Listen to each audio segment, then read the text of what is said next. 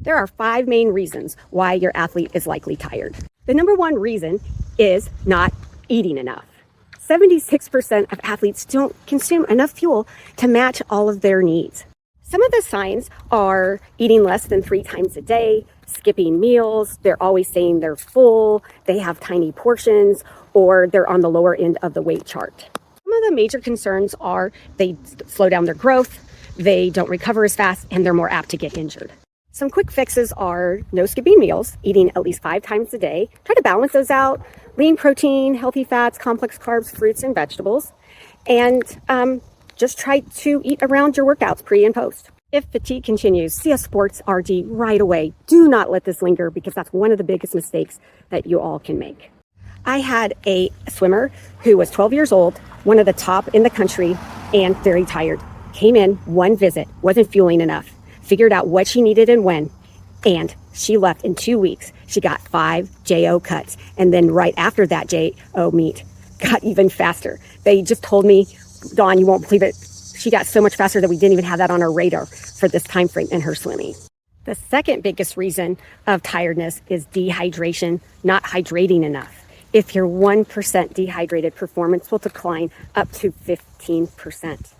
76% of athletes show up to something first thing in the morning, 1% dehydrated, and 66% show up 1% dehydrated the rest of the time. The issues here are when you're dehydrated, it slows down processing speed, which is everything to sports, how quick you make a decision. It decreases power, strength, agility. You're more apt to get injured, and you don't recover as fast. Some things to look for is thirst, but believe it or not, if you're thirsty, you're actually already 2 to 4% dehydrated. Urine is really dark in color, and you're maybe cramping, and you just notice that you're more tired and more sore. A quick goal is to aim for half of your weight in fluid ounces a day, plus 10 to 20 ounces of fluid per hour of activity, and 3 to 4 grams of sodium a day, because sodium helps bring the water out of the bloodstream and into the muscle cell. So proper hydration requires enough fluid and enough sodium. If you really want to get this customized, I highly recommend you seek out a sports RD to really fine tune what your sweat and salt rate is and how to maximize it around performance, and then maximize it for the day, which I call recovery hydration. One of my athletes, a football player, came in because he was cramping and he thought he had tried everything. Well, cramping comes from a lack of fluid and a lack of sodium.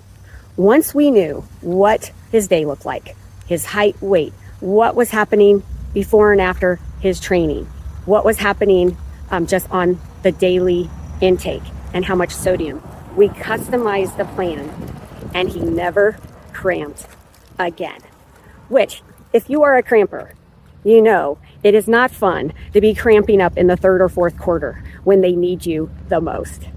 The third reason that you could be tired is that your iron is low. Iron carries oxygen to the muscles. And one of the myths is it's really more about the female athlete when it comes to iron. That is the furthest from the truth. I see it a lot in my male athletes. And the biggest lab that you need to get drawn is called ferritin. Ferritin. Ferritin. Ferritin is stored iron. 33% of athletes have low ferritin, but that doesn't show up on their regular iron panel. In fact, so many doctors miss this. In fact, just last week, I have suggested to one of my athletes' parents that they get the ferritin drawn, and the doctor didn't want to run it because they said their hemoglobin and hematocrit was fine. Unfortunately, that is lack of knowledge. It happens a lot. And so then my athletes continue to stay tired. Another factor on ferritin is the range. And I require a specific amount. And the International Olympic Committee requires a minimum amount. And some of the doctors that you might see don't even know about those ranges for your athletes. So you get it tested and they say they're fine, and really they're not fine. It carries oxygen to the muscle, to your body parts that need the nutrition. That's the biggest thing to recover, to repair. You got to have that fluid and the nutrition and the blood to take what we need to those areas so we can flourish. signs of low ferritin are just extreme tired all the time. They get plenty of sleep and they're still tired all day. Heavy breathing, especially during a training.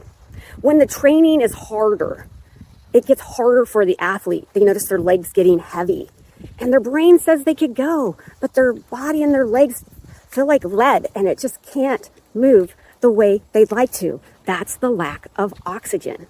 If you suspect this is one. Please don't try to just eat red meat or eat meat and try to supplement on your own. You really got to know the blood work and work with a sports RD to look at all the pieces of why this fatigue is happening. Iron takes a while to go up. It's like a turtle. It crawls down over time and it crawls up. It is not a quick fix. So just throwing food and some supplements, that is the wrong way. You really need to work with somebody, especially if this is something that you think might be the cause. Another cause could be something that's not really nutrition related. It's exercise in the training. They could be overtraining. Crankiness, really sore all the time, mood swings, injuries are adding up, extreme soreness, all are signs of overtraining. The best way that I feel is, one, if they are just doing go, go, go all the time, 7 days a week, as a parent, you might kind of reconsider how you might rebalance their day. But one of the things, if you really want to know, is technology. I love the Whoops. There's Fitbits, there's Oura Rings, there's the Apple Watch, there's Garmin. But the Whoop, which I like the most because it seems to be the easiest for my athletes to comprehend, because you have to be connected to your phone. It's not a watch. You can't see anything during the time, so you can't get stressed out about it. And it just shows your battery and recovery. I had a golf athlete and he used it. Didn't think it was going to help him at all. But I said, hey, try it for 30 days and return it if you feel it's not of worth. And his battery recharge was only at 28%. And this was a golfer in high school, high level, but it doesn't matter what level. Sometimes, like, what I mean is maybe they're not running all over the place. So knowing that, we can make changes in real time. Another advanced method, but it's hard to get your hands on because I am one of the few that has the device called Muscle Sound. And it's just ultrasound on the top of your legs. And you can actually measure how much fuel are in the athlete's muscles. And if it's really low, they're going to go slower. And that movement is causing that drain of that fuel. And then their fuel is not matching what they need. So it's back and forth. And that also goes back to the biggest one, is not eating enough. So the Muscle Sound, which measures the fuel in the muscle, I like at 70% or higher. And that impacts so many aspects of all of the things that are going on with the athlete. So one of my athletes was running a lot, high level, and she comes in and her training went up, but she forgot to tell me. And we did her Muscle Sound, and her fuel in her muscles took a dive. And I'm like, what are you doing? We've worked so hard. Because when she first came in, it was low, and she didn't believe it. And that's the other thing, is most athletes think they're eating enough until they see the results. And so she's like, oh gosh, my legs were really tired and sore. And I upped my training and I forgot to tell you. And I just thought it was the training. So the Muscle Sound also helps to watch the training, but is the fuel matching with the increase of training to get the most out of it? Now, to give you a huge success story of this athlete, when we first started working out, is she was eating 2,500 units of fuel, which is calories. Food is a calorie.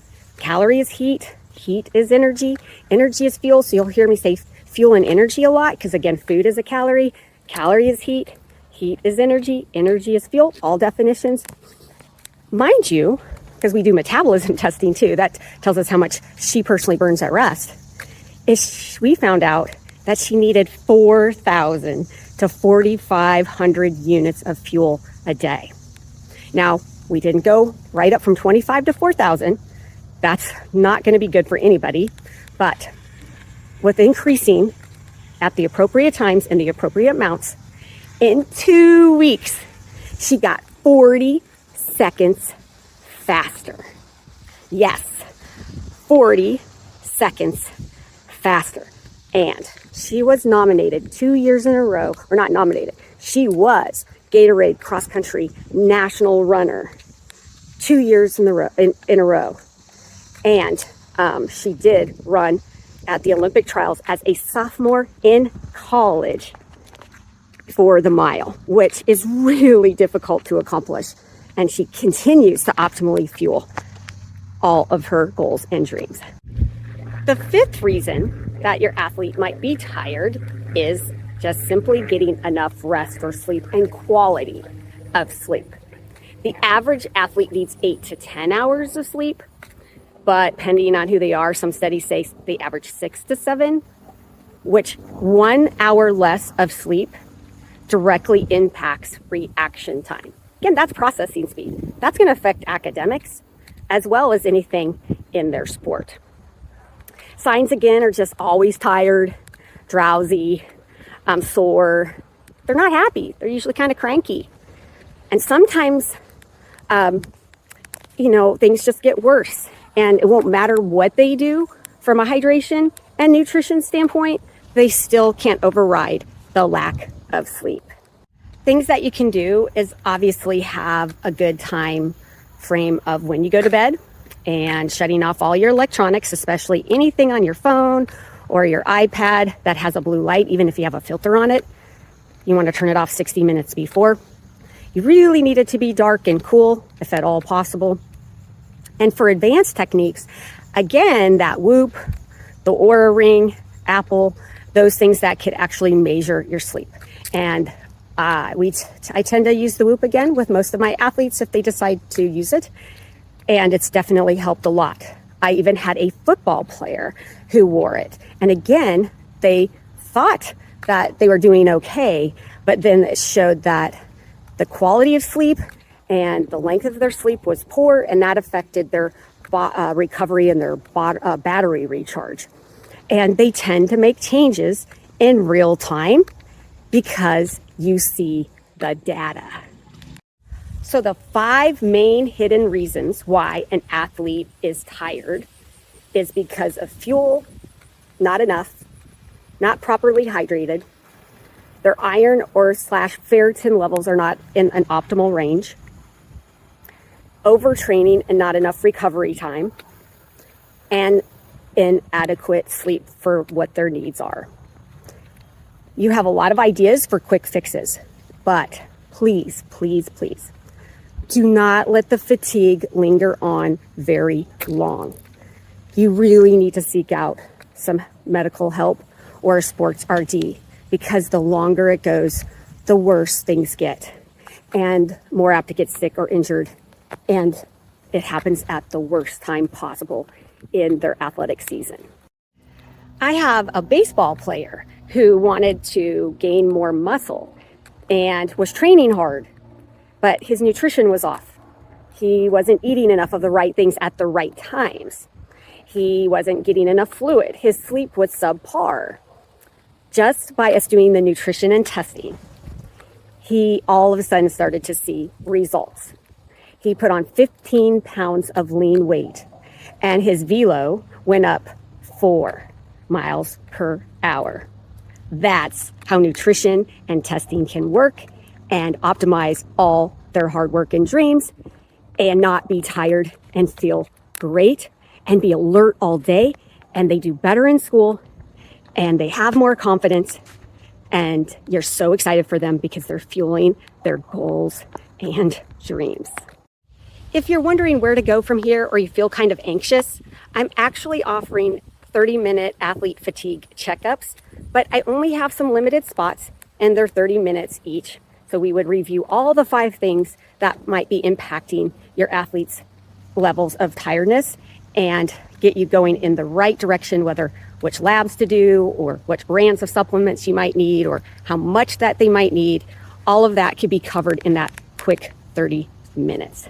So sign up in one of those limited spots if that's where you feel like you're at with your athlete. All right, you guys, we have identified the 5 things that could be causing that hidden component. Now you have the knowledge. Now you can start making those fixes and you can go achieve your goals and dreams.